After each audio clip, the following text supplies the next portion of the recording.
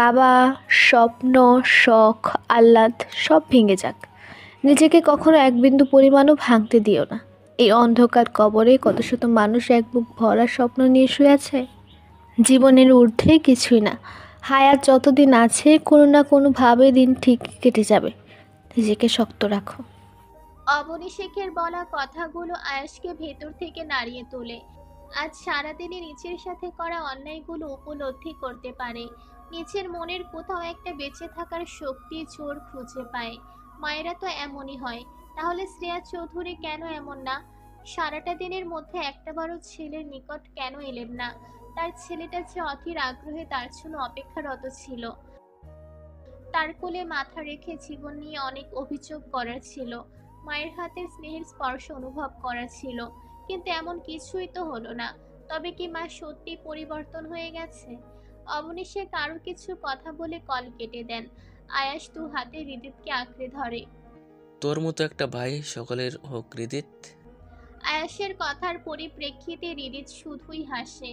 ভাইকে দু হাতে নিচের সাথে জড়িয়ে নেয়। মেহরিমা হৃদিত সব ঝামেলা মিটিয়ে অবশেষে একটু ক্ষীণস্থায়ী সুখের আশায় চৌধুরী বাড়ি থেকে বেরিয়েছে। এখন ওরা দুজন একজোড়া মুক্ত পাখির ন্যায় আকাশে উড়বে। গন্তব্যস্থল অজানা হলেও জীবনটা প্রশান্তিময় হবে, হোক না সেটা ক্ষণস্থায়ী। আয়াসকে নিয়ে মেহরিমার হৃদিত কিছুটা দুশ্চিন্ত মুক্ত এখন। আসার সময় আয়াসকে অনেকটা স্বাভাবিক অবস্থাতেই পেয়েছে। শেখ বাড়িতে চেয়েও অবনী শেখ মাধবীর সাথে দেখা করে এসেছে। মেহরিমা 1 ঘন্টা যাবৎ গাড়িতে বসে আছে।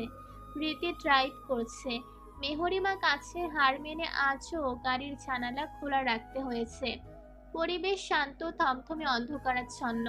নিস্তব্ধতায় ঘেরা চারিপাশ। মেহরিমার দৃষ্টি জানালার বাইরে। রাস্তার দুই ধারে সুউচ্চ সারি সারি গাছপালা। তার মাঝে দিয়ে শ করে ওদের গাড়িটা ছুটে চলেছে। জানালা দিয়ে ঠান্ডা মৃদু হাওয়া এসে লাগছে তনু মনে। সকালের দিকে মনটা খারাপ থাকলেও এখন বেশ ফুরফুরে একটা মেজাজে আছে মেহরিমা। তোকে দেখে খুব খুশি মনে হচ্ছে। হৃদিতের কথা শুনে মেহরিমা ঘাড় ঘুরিয়ে হৃদিতের দিকে দৃষ্টিপাত করে। মুখে হাসি টেনে বলে, কেন বলুন তো? এই যে আজ একটু বেশি হাসছিস, তাই। আমাদের জীবনটা খুব সীমিত। হতাশা দুশ্চিন্তায় মগ্ন হয়ে জীবনটা পার করে দিব নাকি? শুনুন, আপনি সব সময় এমন গোমরামুখ হয়ে থাকবেন না। নিজে হাসবেন, অন্যকেও হাসাবেন। ছোট্ট এই জীবনটা উপভোগ করুন, নয়তো পরে আফসোস হবে। আমার কাছে জীবনের অর্থ মানেই শুধু তুই। তুই হাসলে আমার জীবন পরিপূর্ণ। বিশ্বাস কর, আমার একটু আফসোস হবে না। নিচের কথার পরিপ্রেক্ষিতে এরকম উত্তর একদমই আশা করেনি মেহরিমা। অতিরিক্ত ভালোবাসা পেয়েছে ওই খুশিতে চোখে পানি চলে আসে। সেই ছলছল চোখ নিয়েই এক দৃষ্টিতে হৃদিতের দিকে তাকিয়ে থাকে। এই মানুষটাকে মেহরিমা খুবই ভালোবাসে। এই মানুষটার মতো করে কেউ মেহরিমাকে আগলে রাখতে পারবে না। ভালোবাসা দিয়ে মানুষটার সব পাপ মুছে পবিত্র করে তুলবে মেহরিমা। এভাবে তাকিয়ে থেকে আমায় নজর লাগিয়ে দিবি নাকি? হৃদিতের কথা শুনে মেহরিমা ভ্রু যুগল কুঁচকে ফেলে। পরক্ষণে উচ্চস্বরে হেসে ওঠে। হৃদিত মুচকি হাসে। সারাদিনের সব কষ্টের মাঝে ভালো থাকার একমাত্র মেডিসিন অ্যানাবেলা। মেহরিমা পিট পিট করে চোখজোড়া মেলে তাকায়। নিজেকে বিছানায় আবিষ্কার করে। সুসজ্জিত একটা রুমে শুয়ে আছে। ওর তো এখন গাড়িতে থাকার কথা ছিল। তাহলে এখানে কিভাবে এলো? কিডন্যাপ হয়ে গেল নাকি? হৃদিত কোথায়? মেহরিমা ভয় পেয়ে যায়। এক লাফে বিছানা থেকে নেমে পড়ে। দৌড়ে দরজার নিকট যেতেই শক্ত কিছু একটার সাথে ধাক্কা খায়। ব্যালেন্স হারিয়ে পড়ে যেতে নিলেই শক্তপোক্ত একটা হাত এসে মেহরিমার কোমর ছড়িয়ে নিচের বুকের উপর ফেলে। মেহরিমা ততক্ষণে ভয়ে চোখজোড়া বন্ধ করে ফেলে। এইভাবে দৌড়াচ্ছিস কেন? পড়ে গেলে কি হতো? হৃদিতের কণ্ঠস্বর কর্ণধার হতে মেহরিমা ছট করে চোখজোড়া খুলে তাকায়। হৃদিতকে নিজের সাথে আরো শক্ত করে জড়িয়ে ধরে। হৃদিত ঘটনা যা বোঝার বুঝে যায়। মেহরিমার মাথায় আলতো করে হাত বুলিয়ে দিয়ে বলে, তুই ঘুমিয়ে পড়েছিলিস তাই আর জাগাইনি। এটা আমার বাগান বাড়ি। আমরা 2 দিন এখানে থাকবো। মেহরিমা নিজেকে ধাতস্থ করে ছড়িয়ে থাকা অবস্থাতেই বলে, আপনি কোথায় ছিলেন? কিচেনে। তোর জন্য বিরিয়ানি রান্না করছিলাম। আপনি রান্না পারেন? অবিশ্বাস্য কণ্ঠস্বর মেহরিমার। হৃদিত মৃদু হেসে বলে, তোর জামাই সব পারে। এখন কয়টা বাজে? মধ্যরাত 12টা বাজে। আমি নিচে যাচ্ছি, তুই এখানে বসে রেস্ট নে, আমি খাবার নিয়েই চলে আসব। না, আমিও যাব আপনার সাথে। এক প্রকার আটকে ওঠে বলে মেহরিমা। হৃদিত মুচকি হাসে, ইশারায় পিছু পিছু আসতে বলে। হৃদিতের শার্টের একাংশ ধরে পিছু পিছু হাঁটতে থাকে মেহরিমা। নিচতলায় নেমে ড্রয়িং রুমে দাঁড়িয়ে অবাক চোখে পুরো বাড়িটা দেখতে থাকে। তো একটা ছোটখাটো ডুপ্লেক্স বাড়ি এটা। ঘরের ওয়াল, সোফা সেট থেকে শুরু করে সবকিছুই ব্ল্যাক কালারের। ড্রয়িং রুমের প্রতিটা ফার্নিচার কাচের তৈরি, সবকিছুতেই আধিপত্যের ছোঁয়া লেপ্টে আছে। কি সুন্দর বাড়িটা! হৃদিত ততক্ষণে খাবারের প্লেট নিয়ে উপস্থিত হয়েছে। মেহরিমাকে আবারও ইশারা করে রুমের দিক হাঁটা ধরে। মেহরিমা আগের মতোই শার্টের একাংশ ধরে হৃদিতের পিছু পিছু রুমে হাজির হয়। ফ্রেশ হয়ে আয় যান। হৃদিতের কথা মতো মেহরিমা ফ্রেশ হতে চলে যায়। 10 মিনিটের ব্যবধানে ফ্রেশ হয়ে আসে। হৃদিত আগেই ফ্রেশ হয়েছে। এখানে এসে বস সানশাইন, আমি খাইয়ে দিচ্ছি তোকে। মেহরিমা লক্ষ্মী মেয়ের মতো চেয়ে হৃদিতের পাশে ডিভানে বসে। হৃদিত যত্ন সহকারে খাইয়ে দিতে থাকে। মেহরিমা পুরো ঘরে একবার চোখ বুলিয়ে নেয়। এই ঘরেরও বেডশিট থেকে শুরু করে সবকিছু ব্ল্যাক কালারের। ঘরের ফার্নিচারগুলো ড্রয়িং রুমের মতোই কাচের তৈরি। ঘরে ফার্নিচার বলতে একটা ওয়াল আলমিরা, একটা ডিভান, একটা ক্যাবিনেট, একটা ড্রেসিং টেবিল আর একটা বেড, ব্যাস।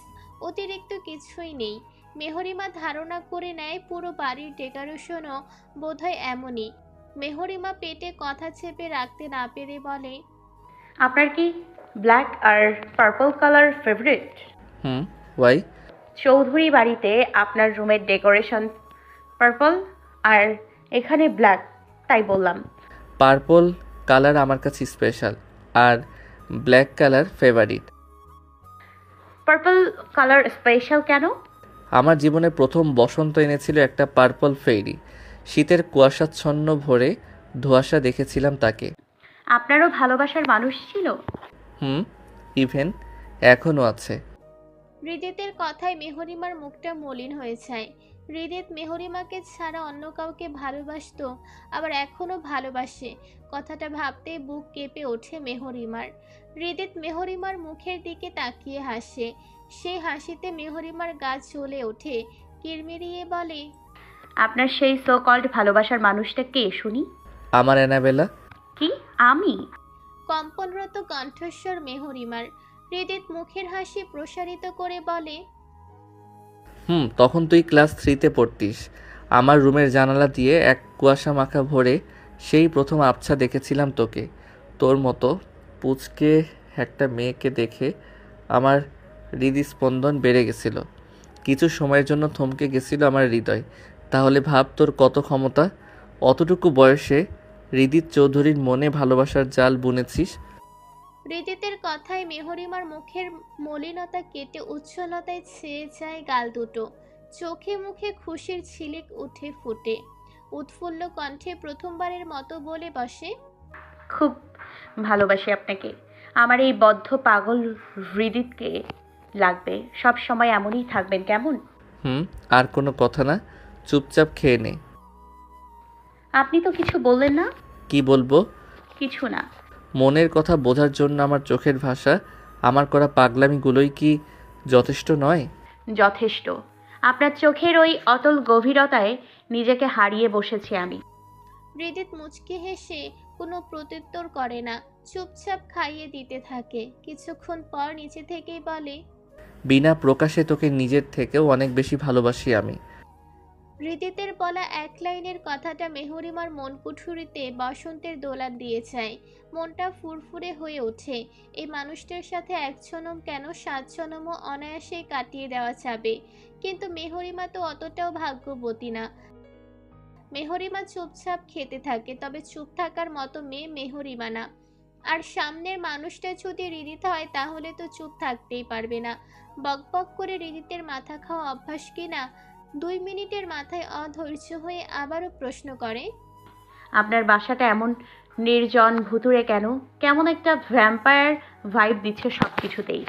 তোর জামাই ভ্যাম্পায়ার, তাই তার সব কিছুতে ভ্যাম্পায়ার ভাইব দিচ্ছে। রিদিতের কথায় মেহরিমার মুখে থাকা খাবার গলায় আটকে যায়।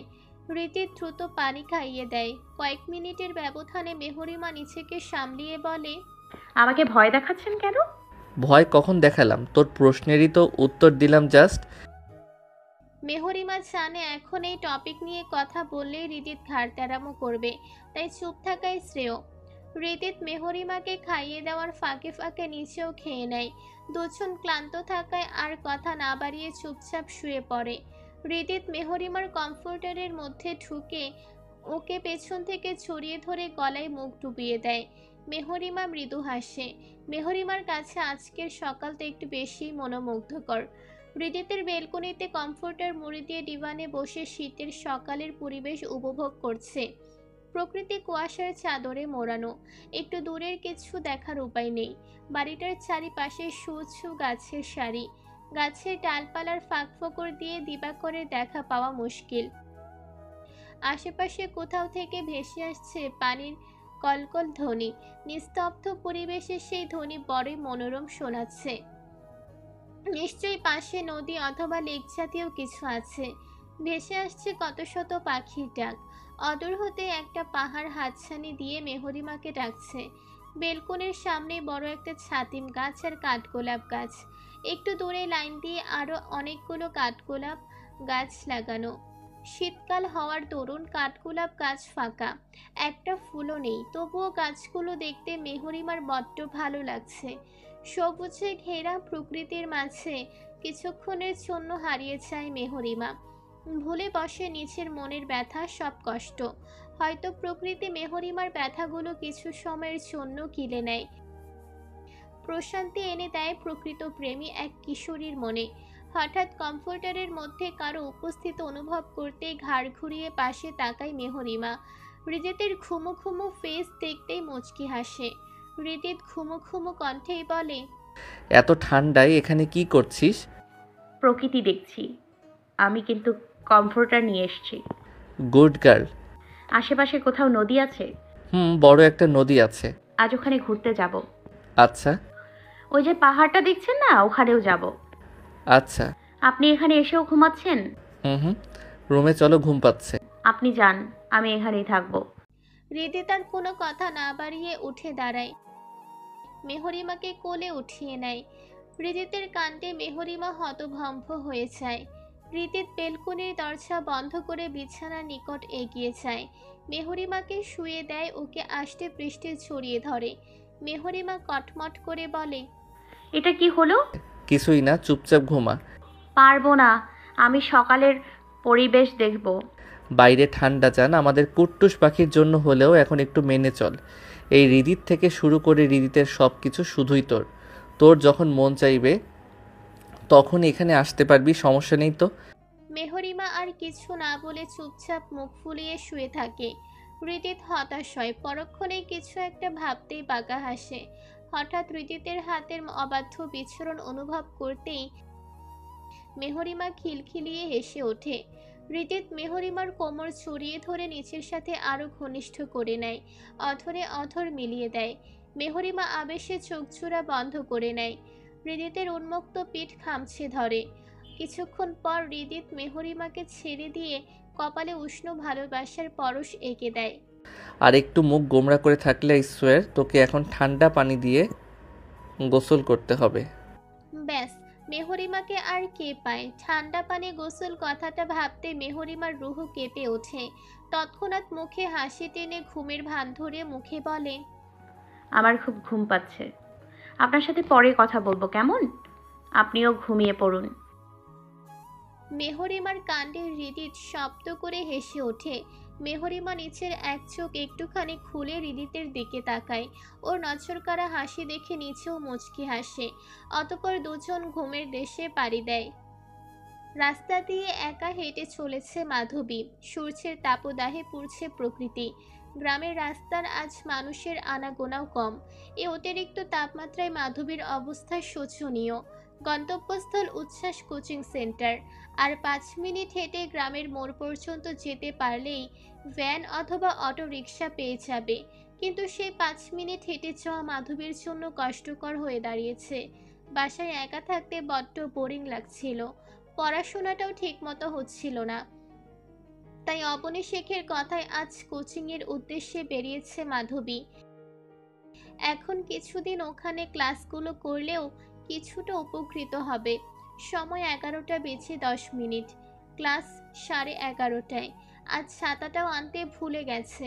বেছায় বিরক্তি হয় মাধবীর ভাবনার মাঝে কোথা থেকে উড়ে এসে ওর সামনে দাঁড়ায় তাইফ। হঠাৎ কেউ এইভাবে সামনে এসে দাঁড়ানোতে মাধবী ভড়কে যায়। পরক্ষণেই তাইফকে দেখতে পেয়ে গলায় আটকে রাখা শ্বাসটুকু ফেলে। কোথায় যাচ্ছ মাধবীলতা? মাধবীলতা নামটা শুনতেই মাধবী কিছুক্ষণের জন্য থমকায়। বুকের মাঝে একটা অদ্ভুত শিহরণ খেলে যায়, নতুন এক অনুভূতির জন্ম নেয়। কি এই অনুভূতির নাম মাধবীর জানা নেই, তবে মাধবীলতা নামটা শুনতেই মনের বিরক্তিভাব কেটে মনটা ভালো লাগায় ছেয়ে যায়।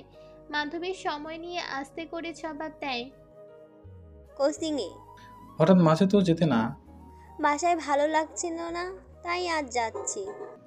এখন প্রতিদিনই যাবি নাকি? ঢাবির এক্সামের আগ পর্যন্ত রেগুলার যাব। কিন্তু আপনি কিভাবে জানলেন আমি কোচিংয়ে যাই না? মাধবীর পাল্টা প্রশ্নে তাইপ থতমত খেয়ে যায়। পরক্ষণে মুচকে হেসে বলে, ভাবি বলেছিল। ও আচ্ছা, পথ ছাড়ুন ভাইয়া, আমার লেট হচ্ছে। কি তুমি আমায় ভাইয়া ডাকলে? জি তো। প্রেজেন্ট ভাইয়া ফিউচার সাইয়া। কথাটা বলে লাজুক হাসে তাইফ। মাধবী হতবাক হয়ে যায়। এই ছেলেকে যতটা ইনোসেন্ট ভেবেছিল ততটাও ইনোসেন্ট এই ছেলে না। মাধবী আর কিছু না বলে পাশ কাটিয়ে সামনের দিকে হাঁটা ধরে। তাইফও প্যান্টের পকেটে হাত গুছে পিছু পিছু হাঁটতে থাকে। মাধবী পিছনে না তাকালেও সেটা অনুভব করতে পারে, আর তাতেই অধরে মুচকি হাসি ফুটে ওঠে। চুমকি চলেছে একা পথে, সঙ্গী হলে দোষ কি তাতে? রাগ করো না সুন্দরী গো, রাগলে তোমায় লাগে আরো ভালো। হঠাৎ এমন আজগবি গান শুনতে মাধবীর পাছুরা আপনা আপনি থেমে যায়। পেছনে ঘুরে তাকায়। তাইপ নিচের আটাশপাটি দাঁত বের করে হাসছে। মাধবী কিয়ৎকাল মুগ্ধ চোখে সে হাসির দিকে তাকিয়ে থাকে। হৃদয় থমকে যায়। এভাবে কয়েক মিনিট পেরোতেই মাধবী নিচের মনের মুগ্ধতা কাটিয়ে মিছে মিছে বিরক্তির ভাব ধরে বলে, আপনি কি আমায় টিজ করছেন? আমি তো নিজের পছন্দের একটা গান গাচ্ছিলাম। মাধবী হতাশ হয়। কথা বললে আরো কথা বাড়বে। রাস্তায় দাঁড়িয়ে এইভাবে কথা বলা ঠিক না। গ্রামের মানুষ নিশ্চয় সেগুলো ভালো চোখে দেখবে না। দিন শেষে তখন সব দোষ হবে মাধবীর। চৌধুরীরা ধোয়া তুলসী পাতা কিনা। মাধবী আর কথা বাড়িয়ে সামনের দিকে এগিয়ে যায়। তাইফও বিষয়টা বুঝতে পারে, আর পিছু নেয় না। মোড়ে পৌঁছাতে অটোরিকশার দেখা মেলে। মাধবী অটোরিকশায় উঠে বসে। আবারও আগের মতো কোথা থেকে উড়ে এসে ড্রাইভারের পাশের সিটে বসে পড়ে তাইফ। ড্রাইভার চাচা তাইফকে দেখতেই খুশি হয়ে যান। গাড়ি স্টার্ট দিয়ে নিচের 14 গোষ্ঠীর গল্প শোনাতে শুরু করেন। তাইফও মনোযোগে শ্রোতার ন্যায় সবটা শুনতে থাকে। মাঝে মাঝে ঘাড় ঘুরিয়ে পেছনে তাকিয়ে দুষ্টু হাসি দেয়। মাধবী না পারছে কিছু বলতে, আর না পারছে সহ্য করতে। মনে মনে বলে, ভারী দুষ্টু ছেলে। কোচিংয়ের নিকট আসতেই মাধবী নেমে পড়ে। ড্রাইভার চাচা ভাড়া নিতে না চাইলেও জোর করে ভাড়াটা হাতে ধরিয়ে দেয় মাধবী। অতঃপর নিচের ক্লাসের দিকে হাঁটা ধরে। তাইফ ততক্ষণে নেমে দাঁড়িয়েছে। অটো রিক্সাওয়ালা চাচা চলে যেতে তাইফও কিছুটা সামনে এগিয়ে যায়। রোদের তাপমাত্রা থেকে বাঁচতে একটা জাম গাছের নিচে আশ্রয় নেয়। ঘেমে গায়ে থাকা শার্টটা শরীরের সাথে লেপ্টে গেছে। মাধবী কিছু দূরে চেয়ে থেমে যায়। পেছনে ফিরে তাকায়। তাইফের গভীর দৃষ্টির সাথে দৃষ্টি মিলে যায়। মাধবী কিছুক্ষণ চুপ থেকে বলে, চুমকির সঙ্গে হলে দোষ নেই, চুমকিও রাগ করবে না। কথাটা বলেই এক ছুটে নিচের কোচিং রুমে ঢুকে পড়ে মাধবী। তাইফ ছিল নিচের কান দুটোকে বিশ্বাস করতে পারছে না। 2 মিনিট সময় নিয়ে নিচেকে ধাতস্থ করে। পরক্ষণেই জিতে যাওয়ার ভঙ্গিতে শব্দ করে বলে ওঠে, ইয়েস। তাইপ খুশি মনে আরো কিছুক্ষণ ওখানে দাঁড়িয়ে থাকে। তারপর মুচকে একটা হাসি দিয়ে অবাধ্য চুলের ভাঁজে আঙুল গলিয়ে দিয়ে গুনগুন করে গান গাইতে গাইতে উল্টো পথে হাঁটা ধরে। মাধবী জানালার পাশে লুকিয়ে সবটাই দেখে, বিড়বিড় করে বলে, পাগল একটা। পরক্ষণে ওর মনে পড়ে যায় বাবা তো সবসময় বলতো মাধবী ওর খালামণির মতো হয়েছে, ভাগ্যটা আবার খালামণির মতো হবে না তো। মাধবীর মুখে তমসা নেমে আসে। সময় বিকালবেলা। গাছের নিচে একটা বড় পাথরের উপর বসে আছে মেহরিমা। আজ একটা পার্পল কালারের চর্চের শাড়ি জড়িয়েছে শরীরে, হাঁটু সমান দীঘল কালো চুলগুলো ছেড়ে দেওয়া, চোখে হালকা করে কাজল টেনেছে, ঠোঁটে নুট কালারের লিপস্টিক দিয়েছে, গলায় কানে হাতে শাড়ির সাথে ম্যাচিং করে হৃদিতের কিনে দেওয়া অর্নামেন্টসগুলো পরেছে। মেহরিমার সামনে বড় একটা নদী বয়ে চলেছে। মেহরিমা এক দৃষ্টিতে নদীর স্রোতের দিকে তাকিয়ে আছে, কি ভাবছে কে জানে। পাশে হৃদিত বসে আছে। হৃদিতও আছে একটা পার্পল কালারের পাতলা শার্ট আর হোয়াইট কালারের গ্যাবার্ডিন প্যান্ট পরেছে। চোখে সবসময়ের ন্যায় সানগ্লাসও আছে, এর জন্য বিশেষ কোনো কারণ নেই। হয়তোবা নিচের অদ্ভুত চোখ দুটো লোকচক্ষুর আড়ালে লুকিয়ে রাখতে পছন্দ করে। নদীর ঠান্ডা ছিঁড়ে বাতাসে দুজনের মন প্রাণ ছুড়িয়ে যাচ্ছে। পরম আবেশে পরিবেশটা উপভোগ করছে। একজোড়া লাভবার্ডস দুজনের মাঝে নীরবতা বিরাজমান। মেহরিমা নীরবতা ভেঙে বলে, এই নদীর নাম কি? আমি অ্যাকুরেট নামটা জানি না, তবে এই এলাকাটা হচ্ছে খ্রিস্টানদের। ওরা এই নদীকে ইচ্ছা পূরণ নদী নামেই ডাকে। এই নদীর কাছে কিছু চাইলে নাকি সেটা পাওয়া যায়। ও আচ্ছা, উদ্ভট চিন্তা ভাবনা। হুম। আচ্ছা, আপনি না থাকলে আপনার বাগান বাড়িতে আর কেউ থাকে না? থাকে তো, কেয়ারটেকার চাচা। তুই আসবি বলে ওনাকে ছুটি দিয়েছি। আমাদের প্রাইভেট মোমেন্টসে যেন একটু ডিস্টার্ব না হয় সেজন্য। হৃদিতের বলা কথাটা শুনে মেহরিমা অবাক হয়ে যায়। পরক্ষণে ভাবে ওর জামাইকে দিয়ে সব সম্ভব। মেহরিমা বেশ ব্যঙ্গ করেই বলে, খুব ভালো কাজ করেছেন আপনি। ডক্টর ইউনুস আপনাকে নোবেল দেওয়ার জন্য হারিকেন জ্বালিয়ে খুঁজছে। আই নো, আমি সবসময় ভালো কাজই করি। বুক ফুলিয়ে গর্বের সাথে কথা বলে হৃদিত। কিছু একটা ভেবে ভ্রুচুড়ে কুঁচকে তৎক্ষণাৎ আবারও বলে, বাট নোবেল কি ডক্টর ইউনুসের নিজের সম্পত্তি? উনি আমায় কিভাবে দিবেন? আমি কি জানি, মুখে ওনার নাম আসলো বলে দিলাম, ব্যাস হয়ে গেল। আপনাকে কেন অত গভীরে যেতে হবে? আজব তো, সে যার সম্পত্তি হয় হবে। মেহরিমার কথায় হৃদিত ভ্যাবাচ্যাকা খেয়ে যায়। বউয়ের অনেক রূপই তো দেখছে, এটা আবার কোন রূপ কে জানে। প্রতিদিনই তো নতুন নতুন রূপ দেখতেই চলেছে, আর কত রূপ যে দেখতে হবে আল্লাহ ভালো জানেন। আমাদের শেষটা সুন্দর হবে তো? আমার সব অপ্রাপ্তির মাঝে একমাত্র প্রাপ্তি আপনি। আপনাকে আমি হারাতে চাই না। মেহরিমার প্রশ্নে হৃদিত চুপ হয়ে যায়। এর উত্তর হৃদিতের কাছে নেই। বুকের মাঝে যন্ত্রণাগুলো কিলবিল করে ওঠে। একদিকে নিচের ভালোবাসা, অন্যদিকে নিচের জন্মদাত্রী মা। দুজনকেই তো ভালোবাসে হৃদিত। মাকে কি কোনোদিন পরিবর্তন করতে পারবে না হৃদিত? ছেলের শূন্যতা কি কখনো মা নামক মানুষটা অনুভব করতে পারবে না? মেহরিমা হৃদিতের মনের অবস্থা বুঝতে পারে। নিচের মনের কষ্ট ক্ষত সবটা নিচের কাছে রেখে কথা ঘুরিয়ে নেয়। দিন শেষে নিচের ক্ষত নিচেকেই সারতে হয়। মানুষ ওই মলম লাগিয়ে দেওয়া পর্যন্তই ঠিক আছে। ওই পাহাড়ে যাব। মেহরিমা কথায় হৃদিতের ধ্যান ভাঙে। মুখে মুচকি হাসি ফুটিয়ে বলে, কাল সকালে যাব পাহাড়ে, তোর জন্য একটা সারপ্রাইজ আছে। উৎফুল্ল কণ্ঠস্বর মেহরিমার। হৃদিত মৃদু হেসে হ্যাঁ সূচক মাথা নাড়ায়। মেহরিমার অভিনয়টা খুব সহজেই বুঝে যায়। বুক থেকে চাপা দীর্ঘশ্বাস বেরিয়ে আসে। মুখে বলে, যে হাসি নীরবে নিজের সবটুকু ব্যথা লুকাতে জানে, সেই হাসি বোঝার ক্ষমতা সবার থাকে না, তাই না অ্যানাবেলা? কিন্তু বিশ্বাস কর, তোর প্রতিটা শ্বাস প্রশ্বাস আমি বুঝি। আমার জীবনে সব কিছুর ঊর্ধ্বে তুই। তুই যতক্ষণ আছিস ততক্ষণই আমি আছি। তোর থেকেও আমি অনেক বেশি ভালোবাসি তোকে, এই সম্পূর্ণ আমিটার থেকেও অনেক বেশি। মেহরিমার মুখে মৃদু হাসি ফুটে ওঠে। বুকে প্রশান্তির হাওয়া ছড়িয়ে পড়ে। ওরা দুজন পুরো বিকেল ছুড়েও আরো অনেক জায়গায় ঘোরাঘুরি করে। মেহরিমার মন খারাপ সবটুকু ভালো হয়ে যায়। সন্ধেয় শহরের মধ্যে একটা রেস্টুরেন্টে খেতে যায় ওরা। রেস্টুরেন্টটা বাইরে থেকে দেখতে অনেক বিলাসবহুল লাগে। মেহরিমা রেস্টুরেন্টের ভেতরে ঢুকে অবাক চোখে সবটা দেখতে থাকে। রেস্টুরেন্টটা চোখ ধাঁধানো সুন্দর। হৃদিত মেহরিমার পছন্দ মতো কিছু খাবার অর্ডার করে। আধা ঘন্টার ব্যবধানে ওয়েটার এসে ওদের টেবিলে খাবার দিয়ে যায়। মেহরিমা হালকা পাতলা খায়, বেশি খেতে পারে না। ওয়াশরুমে যাওয়ার কথা বলতে হৃদিত মেহরিমাকে ওয়াশরুমে নিয়ে যায়। নিচেও একটু দূরে থাকা বেসিংয়ের নিকট সে হাতটা ধুয়ে নেয়।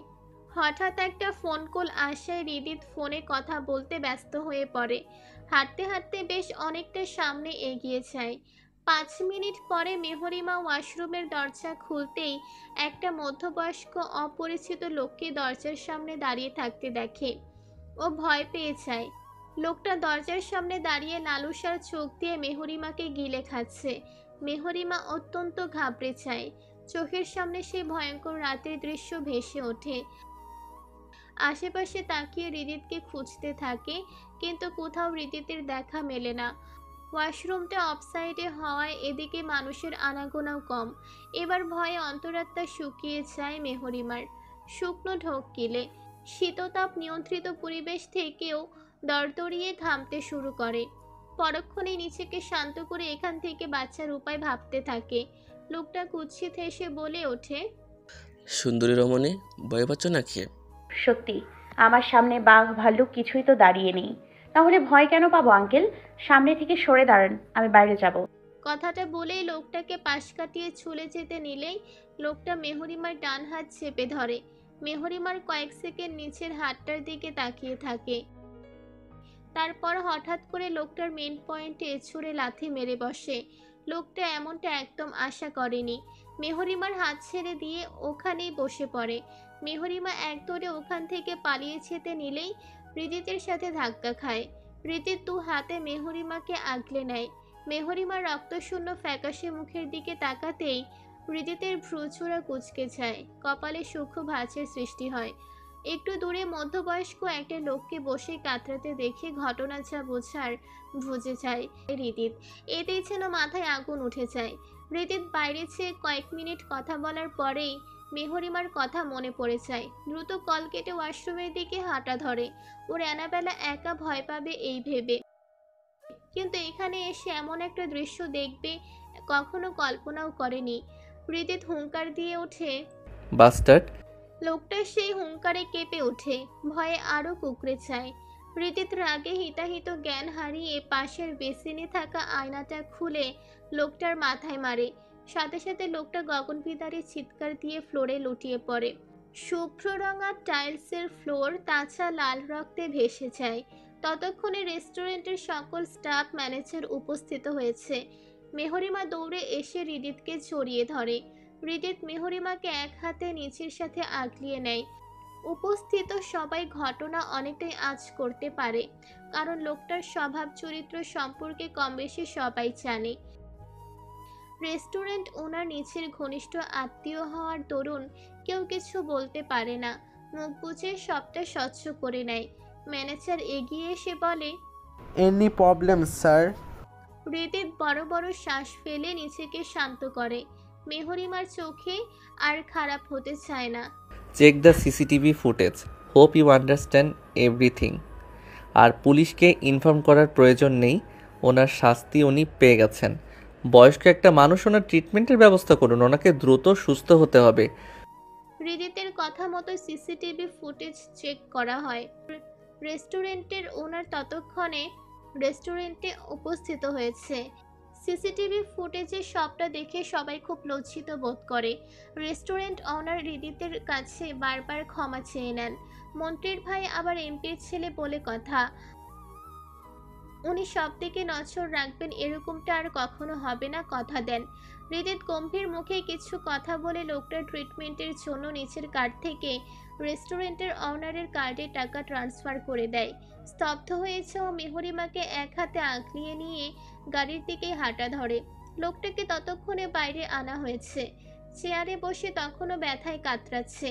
হৃদিত চাওয়ার আগে লোকটার দিকে তীক্ষ্ণ দৃষ্টিতে তাকায়, যে দৃষ্টির ভাষা বোঝা দুঃসাধ্য। মেহরিমা কমফোর্টার মুড়ি দিয়ে শুয়ে আছে, গায়ে চরচর ভাব। সন্ধির ব্যাপারটা নিয়ে কেমন একটা ট্রমার মধ্যে চলে গেছিল। হৃদিতের সাহায্যে কয়েক ঘন্টার ব্যবধানে সেটা এখন অনেকটাই কাটিয়ে উঠতে পেরেছে। তবুও কেন যেন ভালো লাগছে না, অস্থির অনুভব হচ্ছে।